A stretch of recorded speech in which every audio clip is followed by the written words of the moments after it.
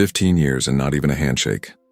I'm Harvey Wilson, 51 years old, senior driver at Hy-Vale Syndicate Freight out of Tulsa, Oklahoma. Been with them since they had just 3 trucks and a dream. Now they had 28 rigs, contracts with some of the biggest distributors in the Midwest, and a new operations manager who didn't know the first thing about loyalty. When Hy-Vale got bought by some investment firm last spring, I knew changes were coming. Just didn't think they'd start with me. The new ops manager, Darren Kelly, had an MBA and slick shoes that had never seen the inside of a truck cab. He'd been eyeing my salary for weeks, making comments about legacy costs in meetings. That morning, I'd pulled in from a 3-day haul to Denver, on time like always, when Darren called me into his glass-walled office. The termination papers were already printed out. My replacement, some kid fresh out of driving school, was waiting in the break room. "We need to streamline operations," Darren said, not meeting my eyes. "It's nothing personal, just numbers. Your salary's nearly double what we can pay a new driver." I nodded, didn't argue. Didn't tell him that Thompson Foods had been shipping exclusively with us for 8 years because I helped their dock manager move his mother's furniture when the nursing home closed. Didn't mention that Western Distributing renewed their contract 3 times because I always found a way to make their emergency shipments happen, even on holidays. 15 years of perfect safety records. Never missed a delivery window. Known every client by name. "Severance is 2 weeks," Darren continued, pushing the papers across his desk. "Company policy." I signed without reading. Handed over my keys, my security badge, and my company credit card. Said thank you for the opportunity. In the parking lot, I sat in my pickup for almost an hour. Not angry, just thinking. About the clients who'd become something like friends over the years. About the Christmas cards I got from shipping managers across 6 states. About how this Darren didn't understand that in this business, shipments moved on relationships as much as diesel. My phone buzzed. Text from Bill Thompson himself. "Heard what happened. Those corporate idiots. Call me." Then another from Jerry at Western. "This true about you leaving? Let's talk before you make any decisions." By the time I pulled out of Hy-Vale's lot, 3 more messages had come in. I didn't answer right away. Just drove home and sat on my porch, watching the sunset paint the sky orange over the Oklahoma plains. They'd fired a driver but lost something worth a whole lot more. I started at Hy-Vale back when it was just old man Jenkins and his son trying to build something. Jenkins taught me everything: how to navigate mountain passes in winter, how to talk to clients, how to solve problems on the road without calling in. "The freight business isn't about trucks," he'd say. "It's about trust." For 15 years, I'd built that trust 1 mile at a time. When the big ice storm hit Kansas City in 2016, I was the one who got the medical supplies through to 3 hospitals. When floods washed out the main highway to Wichita, I found the back roads. When Thompson Foods needed an emergency shipment of packaging after a warehouse fire, I drove straight through 36 hours to make it happen. My wife, Elaine, knew the drill. Sometimes I'd be gone for days, but I always came back with stories. Our kids grew up with me on the road half the time, but they never doubted I'd be there for the important stuff. Missed some baseball games, sure, but never a graduation or birthday. When Jenkins sold the company 5 years back, things started changing. Slowly at first, new policies, more paperwork, less flexibility. The new management kept me on because the clients asked for me by name. "Send Harvey," they'd say. "We know it'll get there if he's driving." Darren arrived 6 months ago, fresh from some big logistics outfit in Chicago. Started talking about efficiency metrics and driver rotation. Didn't understand why we let certain clients set their own delivery windows. Couldn't figure out why Thompson Foods got priority treatment. "They're not our biggest account," he'd argue in meetings. "No," I'd explain, "but they're our most loyal. Been with us since the beginning." He'd smile, that corporate smile. "Loyalty doesn't show up on balance sheets." I noticed the cracks forming. Started hearing whispers about rate hikes for our oldest clients. Saw how Darren hired drivers based on how little they'd work for, not how well they could drive. Watched him cut corners on maintenance. 3 weeks ago, I pulled him aside after he chewed out Dave, one of our best mechanics, for wasting time on preventative maintenance. "You're going to lose good people," I warned him. Darren laughed. Everyone's replaceable, Harvey. That's business 101. I didn't argue. Just went back to my roots, checking in with clients, making my deliveries. Keeping things running while the foundation cracked beneath us. Little did I know I'd be the first one they'd decide to replace. After sitting on my porch for an hour, I finally checked those messages. Bill Thompson wanted to meet for coffee tomorrow. Jerry from Western Distributing asked if I had plans to drive for another company. Maria at Lakeland Foods just sent a string of angry emojis followed by, "Call me." I went inside, made a pot of coffee, and sat at the kitchen table. Elaine was working late at the hospital. The house felt too quiet. I pulled out my logbooks, 15 years of routes, deliveries, relationships. Hy-Vale didn't own those. They'd fired the driver but forgotten about the connections I'd built. My phone rang. It was Jenkins. Must have heard the news through the grapevine. "Damn shame what they're doing to my company," he said, voice gruff with age and anger. "I never should have sold." "You did what you had to do," I said. "Your wife's medical bill." "Still," he cut in. "I built that place on relationships, not spreadsheets. These new boys don't understand the business." After we hung up, I stared at my hands, calloused, weathered from years of driving, loading, problem-solving. 15 years gone with a single signature. The next morning, I met Bill Thompson at Riverside Cafe. He didn't waste time.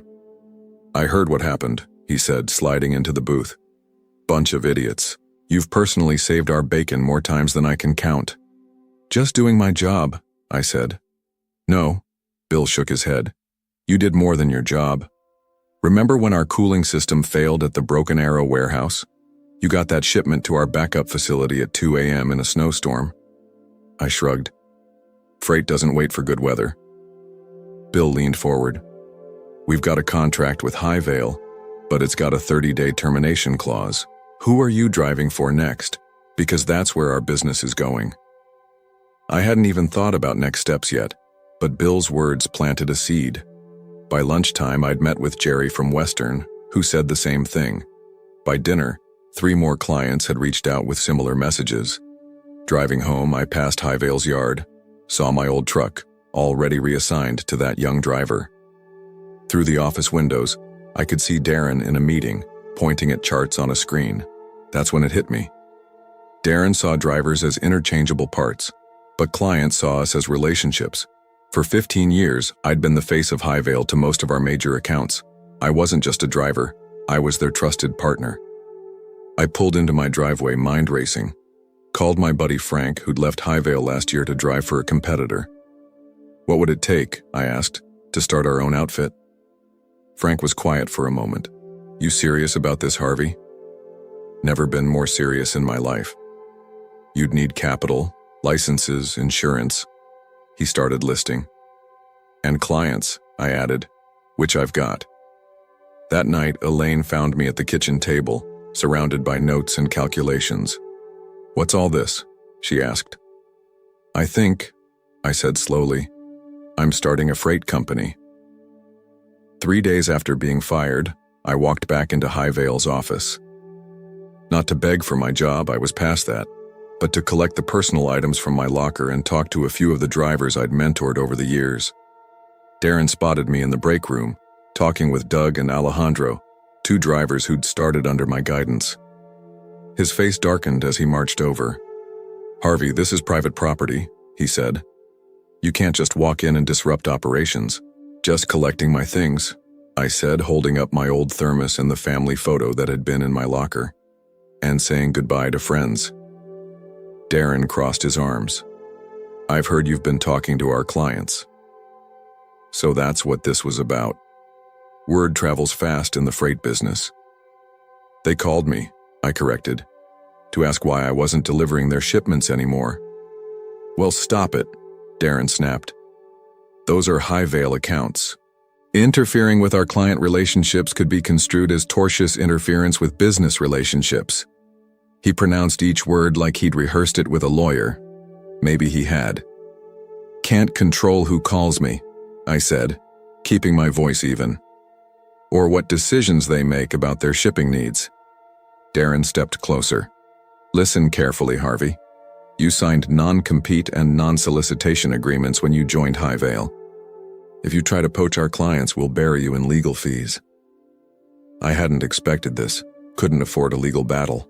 15 years of loyalty, and now they were threatening to sue me for taking phone calls. Check those agreements, I said, remembering something important. They expired after 10 years. Jenkins made sure of that. Darren's face flushed. He clearly hadn't done his homework. Regardless, he recovered. This is your one warning. Stay away from our clients. I nodded, picked up my things, and walked out. In the parking lot, Doug and Alejandro caught up with me. He's running this place into the ground, Doug muttered. Cutting corners on maintenance, pushing drivers to break hours of service rules. 3 guys quit last week, Alejandro added. Replace them with rookies who'll work for peanuts. I'd suspected as much, but hearing it confirmed made my stomach tighten. Not just for the business implications, but for safety. Poorly maintained trucks and overworked drivers were a recipe for disaster. You two be careful, was all I said. Back home, I called Jenkins to ask about those agreements. He confirmed what I remembered. The non-compete and non-solicitation clauses had expired years ago. I never believed in tying people down forever, he explained. Good business is built on choice, not force. The next day, I got a certified letter from Hy-Vale's lawyers anyway, threatening legal action if I continued soliciting their clients. Pure intimidation. They had no case, but they hoped I wouldn't know that, or couldn't afford to fight it. That same afternoon, Bill Thompson called. Hy-Vale just tried to raise our rates by 15% with no explanation, he fumed. When I mentioned your name, their sales guy got all squirrely. One by one, similar calls came in. Hy-Vale was scrambling to lock down clients using strong-arm tactics and sudden rate hikes. Classic desperation moves. That evening, Frank came over with pizza and beer. We sat on my back deck, hammering out a business plan. He'd already pulled together information on insurance, licensing requirements, and startup costs. The numbers were daunting but not impossible, especially if we started with just 2 or 3 trucks. We'd need a solid base of guaranteed contracts, Frank said, taking a swig of beer. I looked at my phone, which had been buzzing with client messages all day. I don't think that's going to be a problem. 1 week later, I was sitting in a small office I'd rented in an industrial park on the east side of Tulsa. Frank had tapped his 401k. I'd pulled money from savings, and together we'd secured financing for 2 trucks. Didn't seem like much compared to Hy-Vale's fleet, but it was a start. We'd filed the paperwork to establish Wilson and Reynolds Freight LLC, applied for our DOT authority, got the insurance squared away, expensive, but our clean driving records helped. Even found a decent used truck that would be ready next week. What I hadn't expected was the call from Patty, Hy-Vale's longtime dispatcher.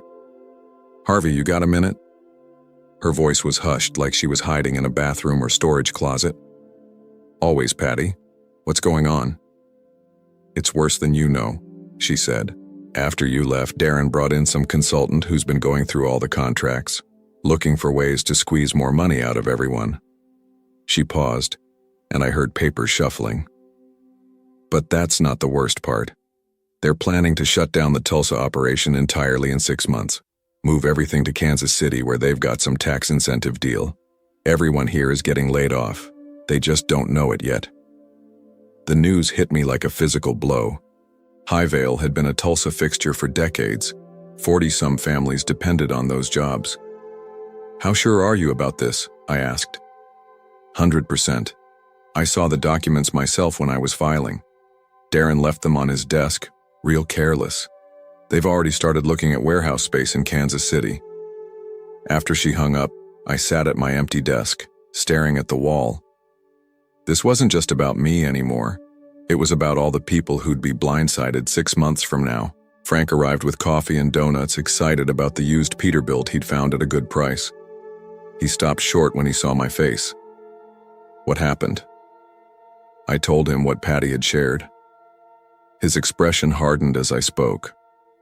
So all this talk about efficiency and streamlining was just smoke, he said. They were planning to dump everyone anyway.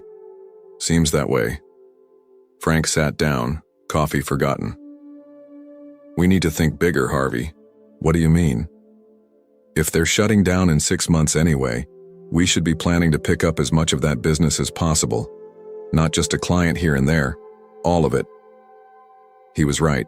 This wasn't about getting back at Darren or even saving my own career anymore. It was about preserving what Jenkins had built, the relationships, the trust, the jobs. We spent the rest of the day revising our business plan, called our bank contact about financing for more trucks, researched warehouse space that could serve as a modest terminal. By evening, we had the outlines of something much more ambitious than our original 2-truck operation. The next morning, I called Jenkins and asked him to meet me for lunch. I laid out everything. What Patty had told me, what Frank and I were planning, the challenges we faced. The old man listened quietly, hands folded on the table. When I finished, he nodded once. "How much do you need?" he asked. "Sir?" "For startup capital. I've got some money set aside, was saving it for a fishing boat, but this seems more important." I hadn't expected this. "We couldn't ask you to." "You're not asking." Jenkins cut me off. "I'm offering. Those people at Hy-Vale, most of them I hired myself, known their families for years. I'll be damned if I'll sit by while some corporate vultures scatter them to the wind." He pulled out his checkbook right there in the restaurant. "Let's build something right this time," he said, "something that lasts." Over the next 2 weeks, Wilson, Reynolds, and Jenkins Freight took shape with startling speed. Jenkins' investment, combined with our own resources and a business loan, gave us enough capital to lease 5 trucks, secure a small terminal with a warehouse, and hire key personnel. We started with the essentials. Patty gave notice at Hy-Vale and joined us as dispatcher. 2 experienced mechanics followed, sick of Hy-Vale's corner cutting on maintenance. We hired 5 drivers, all veterans with stellar safety records who had either already left Hy-Vale or were planning to. The trucks arrived, 3 Peterbilts and 2 Kenworths. Nothing fancy, but solid, reliable machines. We painted them midnight blue with silver trim, our new company logo on the doors. Each morning, I'd arrive at our modest terminal before dawn and feel a surge of pride seeing those trucks lined up, ready to roll. Meanwhile, Hy-Vale was spiraling. After I left, 3 major clients had pulled their business, not to us, not yet, but to competitors. They'd cited service concerns, but really they were just waiting to see if our new operation could handle their needs. Word of the Kansas City move had leaked. Morale at Hy-Vale was rock bottom. Drivers were jumping ship weekly. Deliveries were being missed. Darren was in full panic mode, slashing rates to keep clients while cutting corners everywhere else. We moved carefully, building our infrastructure before taking on too much business. Jenkins insisted on doing things right. Proper training, thorough maintenance protocols, fair pay scales. "The money will follow if we focus on quality," he kept saying. By the 3rd week, we were ready to approach clients directly. I started with Thompson Foods, my longest relationship. Bill Thompson met me in his office, examined our rate sheets, insurance certificates, and driver qualifications, asked tough questions about capacity and contingency plans. "This all looks solid, Harvey," he said finally. "But Hy-Vale just dropped their rates below yours. They're desperate to keep us." "They can't sustain those rates," I replied, "and they can't match our service, plus there's something you should know." I told him about the Kansas City move. Bill's face darkened. "So all their promises about local service and quick response times will be impossible to keep once they relocate." Bill nodded slowly. "We'll need to phase this transition carefully. Can't afford any supply chain disruptions." "We've got a plan for that," I assured him, outlining our gradual implementation strategy. By the end of the meeting, we had a handshake deal. Thompson Foods would move 20% of their shipping to us immediately, with the rest transitioning over 60 days. Similar conversations played out with Western Distributing, Lakeland Foods, and 6 other major clients. Not all signed immediately, but most started shifting portions of their business our way. We weren't just taking clients, we were taking the good people too. Every week, another Hy-Vale employee would approach us looking for work. We couldn't hire them all, but we took the best. Experienced dispatchers, skilled mechanics, reliable drivers. Then came the moment that confirmed we were on the right path. Doug, the driver I'd mentored who was still at Hy-Vale, called one evening. "Harvey, you won't believe this. Darren just announced they lost the Cornerstone Builders account." Cornerstone was Hy-Vale's biggest client, 30% of their business. "What happened?" "Word is they found out about the Kansas City move from one of their contacts at Western. They've already signed with someone else." I asked the obvious question. "Who'd they sign with?" Doug laughed. "That's the best part, not you guys. They went with National Logistics. Darren's been running around screaming that you somehow engineered it, but everyone knows it's his own fault." The plan was working better than we'd hoped. We didn't need to actively poach all of Hy-Vale's business. The company was imploding on its own. 2 months after being fired, I was back behind the wheel, delivering a critical shipment to Thompson Foods. Their main production line had suffered a breakdown, and they needed replacement parts by morning, just like old times. Except now the truck I drove had my name on the door.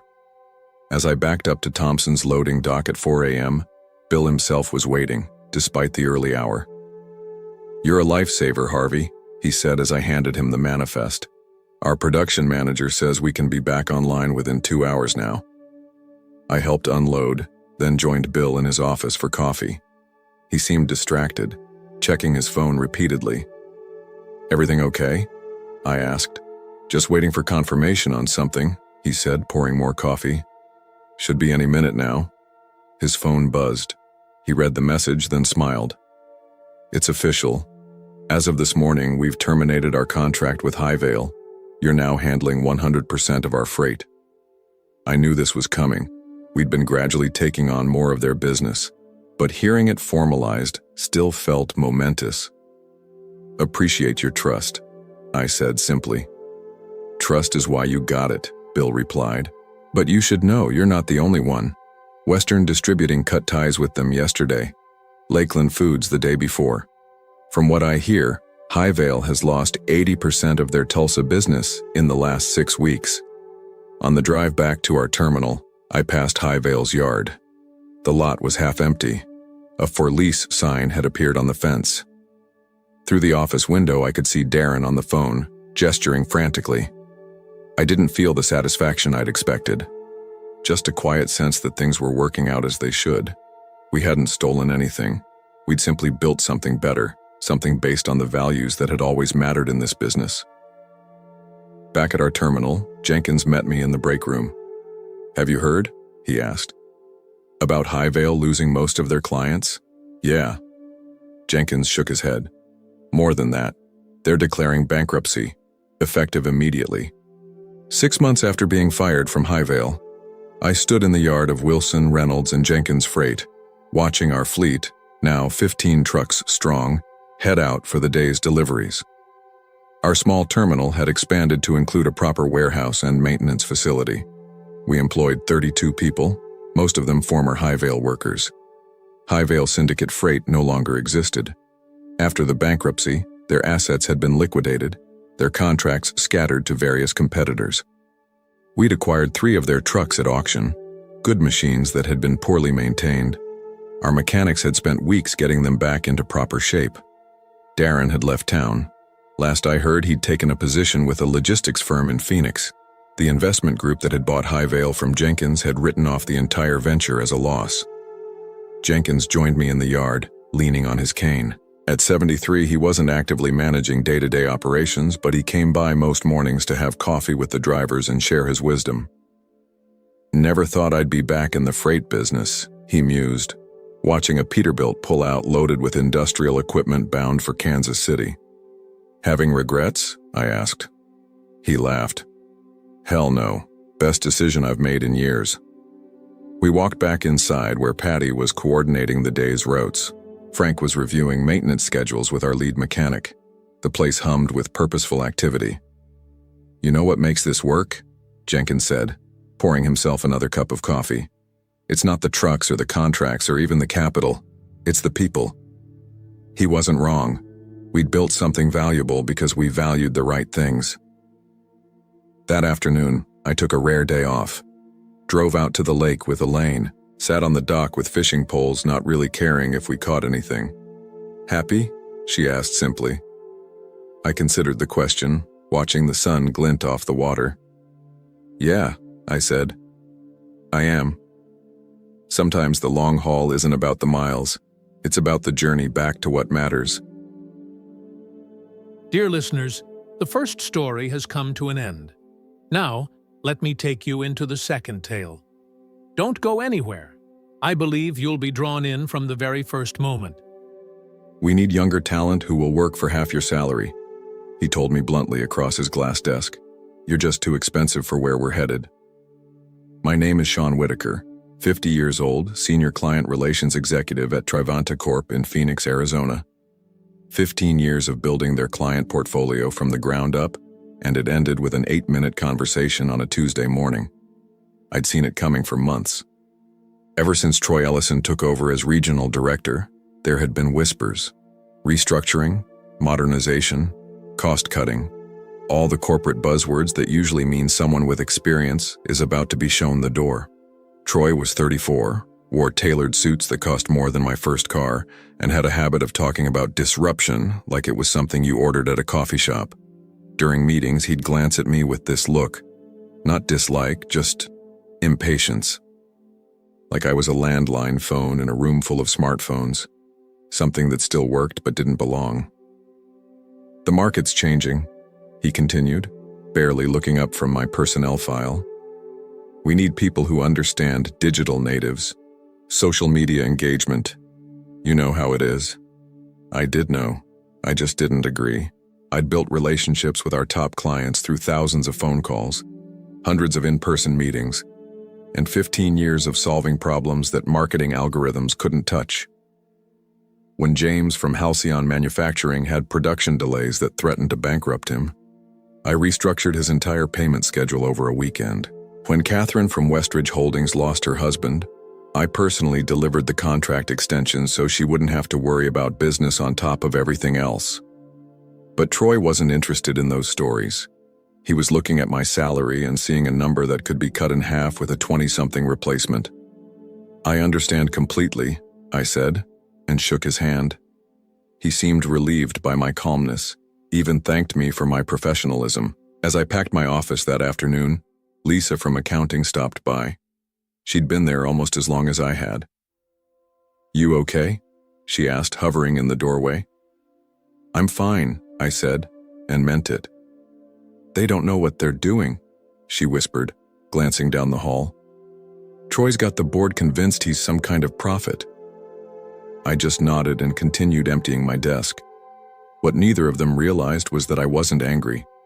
I was already thinking 3 steps ahead, because while Troy was looking at spreadsheets, I was remembering phone numbers, and promises, and 15 years of clients who didn't call Trivanta Corp. They called me. I came to Trivanta Corp when it was still called Western Business Solutions. 3 employees, a windowless office, and more ambition than clients. Back then, Harold Thompson ran the place, a former sales guy with a belief that business was built on relationships, not transactions. People signed contracts with people, he'd tell me, not companies. Remember that. I remembered. For 15 years, I lived by those words. I was the first person clients called with problems and the last person they spoke to before signing renewals. My cell phone had more direct numbers than the company directory. My marriage had paid a price for this dedication. Nancy and I divorced 8 years ago, partly because I'd prioritized Trivanta's growth over our own. My daughter Jessica spent her high school years seeing me mostly on weekends and holidays. Now at 23, she understood better. She was actually the first person I called after the meeting with Troy. They did what? Her outrage was immediate. It's business, I said, driving home with my office belongings in a single cardboard box. The new director wants his own team. After everything you've done for them? That's just wrong, Dad.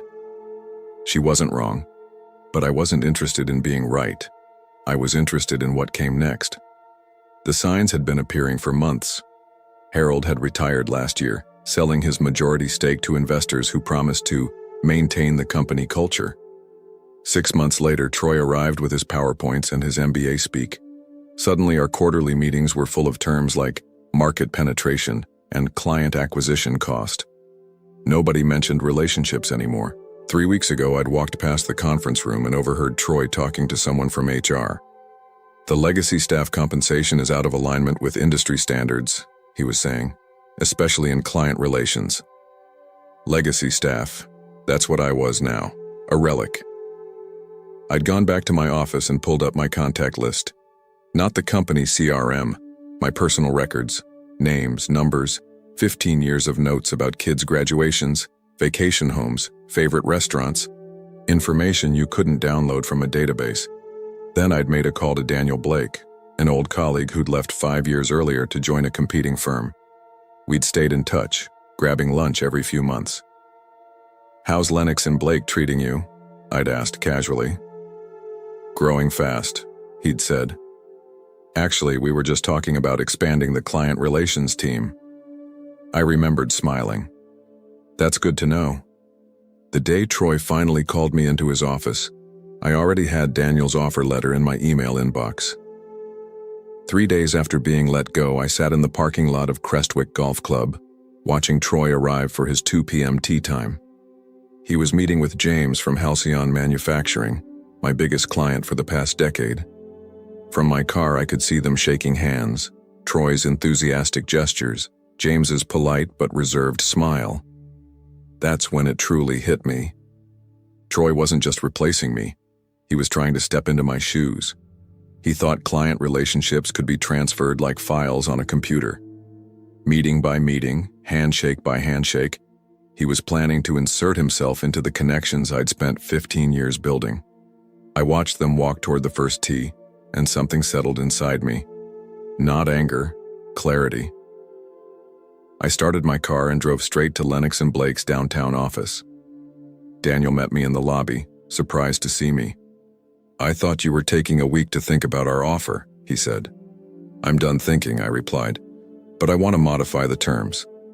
In the conference room, I laid out what I needed: complete control over client onboarding, my own team structure, and most importantly, no non-compete enforcement against my former clients.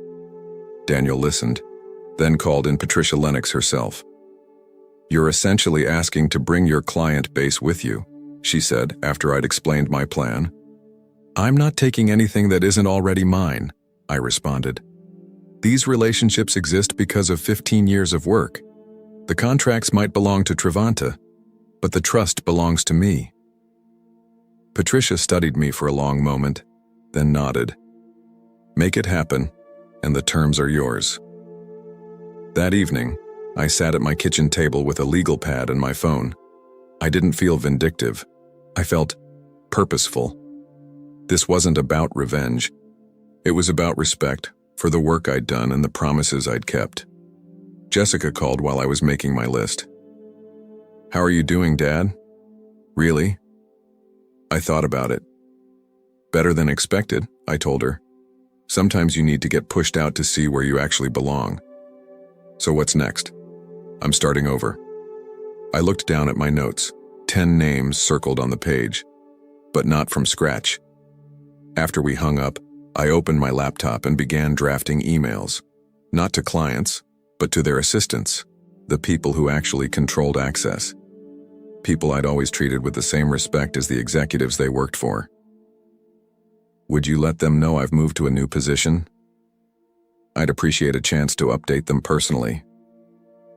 No pressure, no sales pitch, just the truth. By midnight, I had responses from 7 of them, all with the same message. "They want to hear from you." I closed my laptop and slept better than I had in months. Tomorrow would be day 1 of showing Troy exactly what he'd thrown away. My first call was to James at Halcyon Manufacturing. No assistant screening, just direct to his cell. "Sean, I was wondering when I'd hear from you," he said, sounding genuinely relieved. "Had a golf meeting with your replacement yesterday. Spent 4 hours listening to him talk about synergy and not once asking about my daughter's graduation." "That's why I'm calling," I said. "I've moved to Lennox and Blake. But this isn't a sales call, James. If you're happy with Trivanta, that's all that matters to me." The silence lasted only a second. "Send me the paperwork," he said. "We follow you." By the end of the week, I'd had similar conversations with 6 other clients. No hard sell, just honesty. I was somewhere new. They could come if they wanted. They all wanted to. It was Catherine from Westridge Holdings who warned me first. "Your old company called yesterday," she said. "Some aggressive young man named Troy. Said you were in breach of contract, that clients couldn't legally follow you." I thanked her and immediately called Daniel. He connected me with Lennox and Blake's legal team, who confirmed what I already suspected. Troy was bluffing. My employment contract had a non-solicitation clause, but nothing that prevented clients from choosing to follow me on their own initiative. "As long as you're not actively poaching, you're clean," the lawyer assured me. The next morning I arrived at my new office to find an email from Troy. The subject line read, "Cease and desist." The message was what you'd expect. Threats of litigation, claims of client interference, demands that I return all proprietary client information immediately. It ended with an offer to discuss terms of settlement before this escalates further. I printed it out and handed it to Daniel. "He's panicking," Daniel said with a thin smile. "The board must be asking questions." "He doesn't understand what's happening," I replied. "He thinks I stole something." That afternoon my phone rang. It was Lisa from Trevanta. "They're in full meltdown mode," she whispered. "Troy's been in meetings with the board all day. They're talking about client retention bonuses, emergency outreach programs. He told them you hacked the CRM." I had to laugh at that. "I've never even logged into the CRM. You know that." "I know. That's why I'm calling. They're bringing in an outside firm to audit the system activity. When they don't find anything, they'll have to admit I didn't steal anything." I finished for her. "Exactly. But Sean, be careful. Troy's scared. He promised the board he could cut costs without losing clients. Now he's lost 7 in a week." After hanging up, I called Patricia Lennox and updated her. She wasn't concerned about the legal threats, but she was impressed by the client transfers. 7 major accounts in 5 days, she said. Without a single sales presentation. I've never seen anything like it.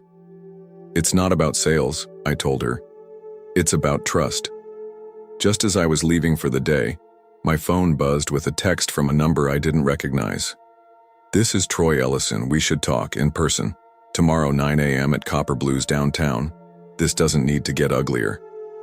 I showed it to Daniel, who immediately advised against meeting. "He's desperate. Don't give him any ammunition." But I disagreed. "I want to hear what he has to say."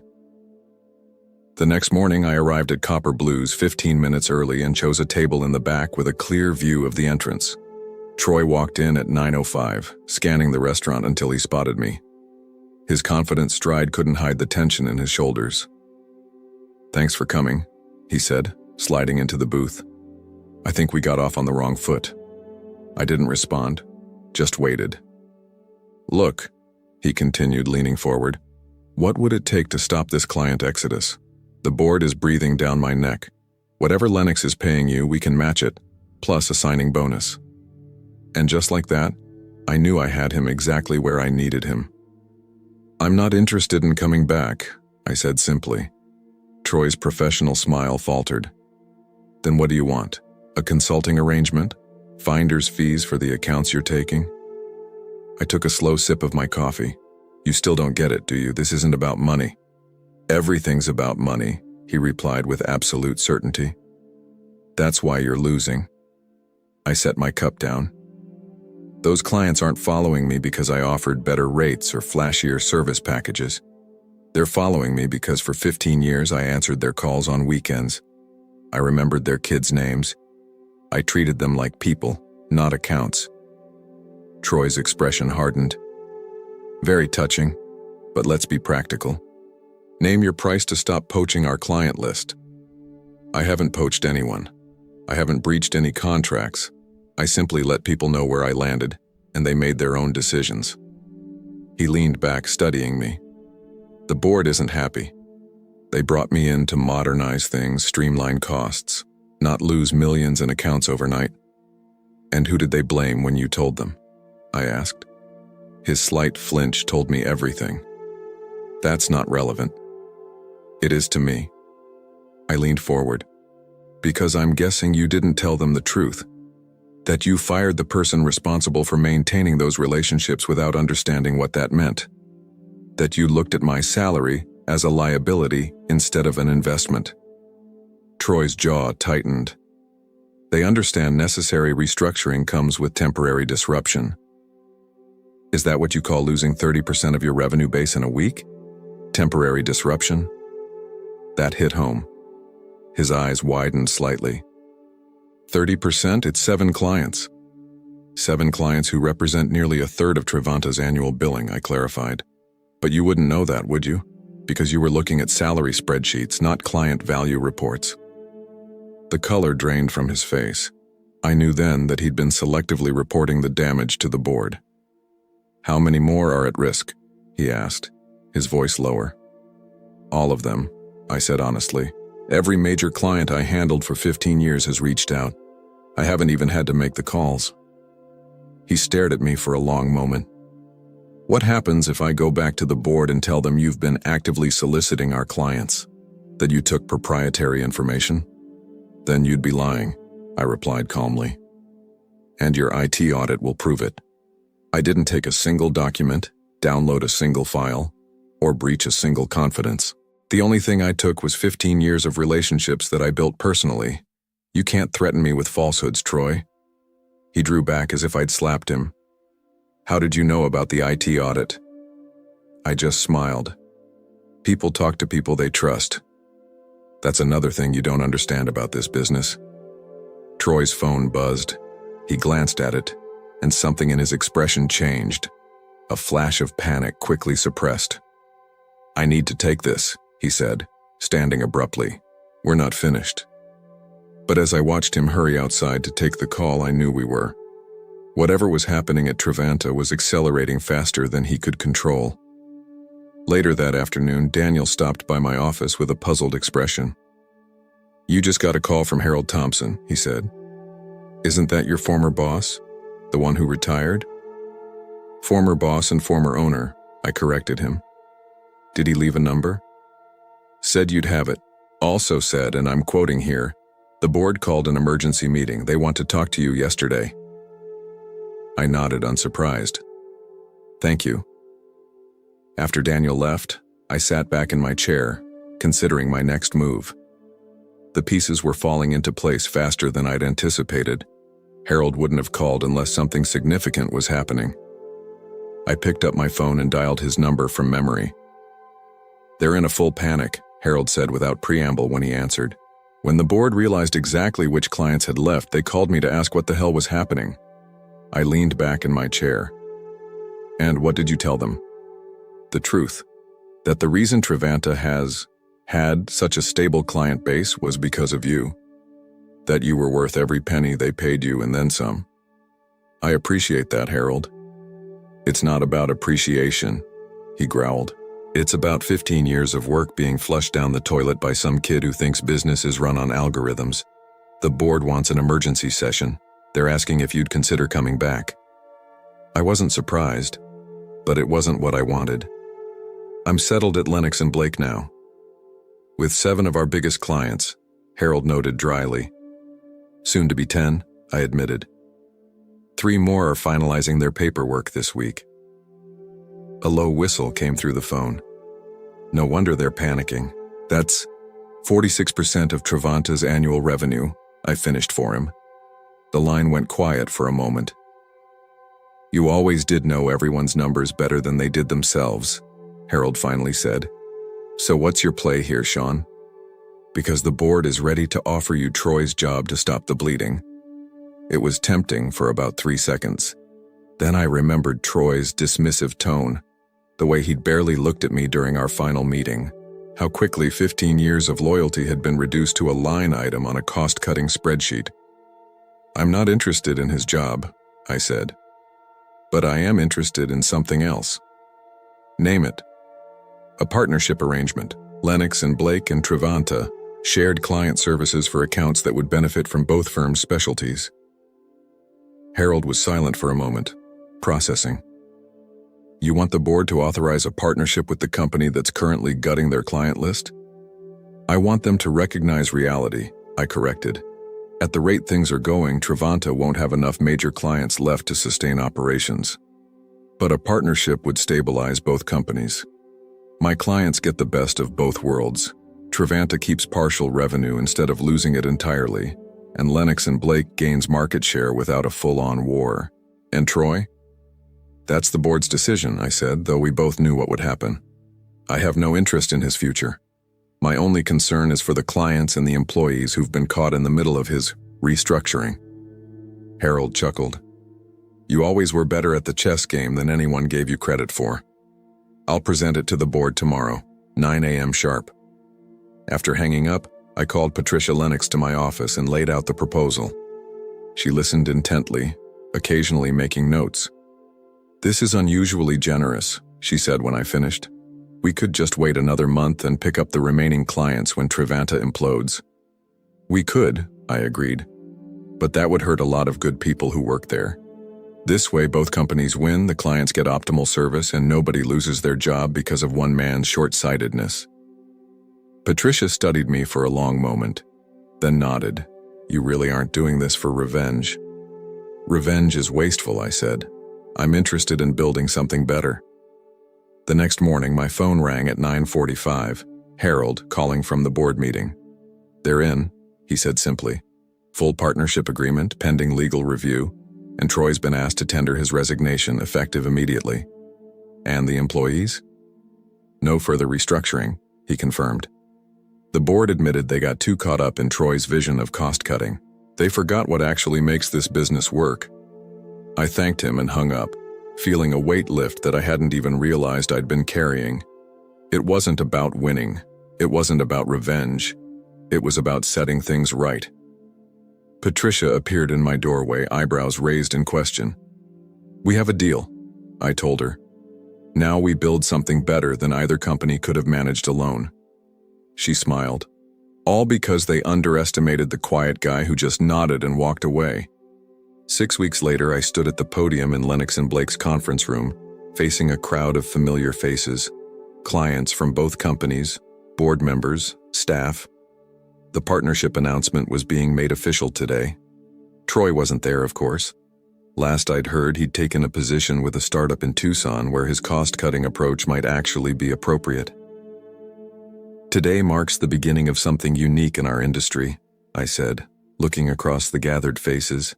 Not a merger, not an acquisition, a true partnership built on the understanding that business relationships are built by people, not spreadsheets. From the back of the room, I spotted Harold grinning proudly. Beside him stood Lisa and several other Trevanta employees who'd been worried about their futures just weeks earlier. The partnership agreement was elegant in its simplicity. Clients could choose which company would be their primary service provider, but would have access to the specialized services of both. Revenue would be shared based on service utilization, and most importantly, the client relations teams from both companies would be unified under my leadership. After the formal announcement, James from Halcyon Manufacturing approached me, shaking his head in amazement. When you left Trevanta, I was ready to follow you anywhere, he said. But this is even better. You turned getting fired into the best thing that could have happened for everyone except the guy who fired you. Catherine from Westridge joined us, nodding in agreement. That young man never understood what he was throwing away, she said, but we did. As the event wound down, Patricia Lennox found me by the windows overlooking the city. The board is calling it a masterstroke, she said. In 6 weeks, you've transformed both companies and secured client loyalty that should last for years. I shook my head. I just reminded everyone of something they already knew. Business isn't built on cost-cutting. It's built on relationships. And revenge? She asked with a slight smile. Was that part of it? The best revenge wasn't taking the clients, I replied, looking out over Phoenix. It was showing everyone the right way to keep them.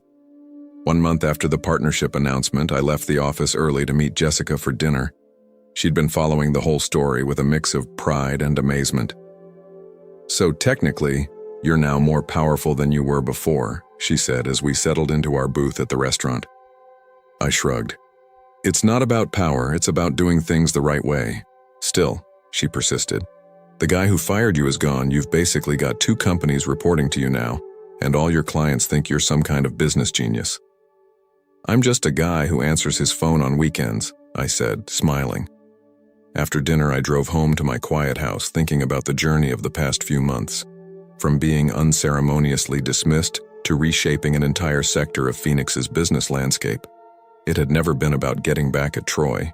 It had been about proving that what I'd built over 15 years had real, lasting value. The next morning, I arrived at my office to find a small package on my desk. Inside was a framed photo of the original Western Business Solutions team. Just Harold, myself, and 2 others, standing in front of that tiny first office 15 years ago. The note with it read simply, "People sign contracts with people.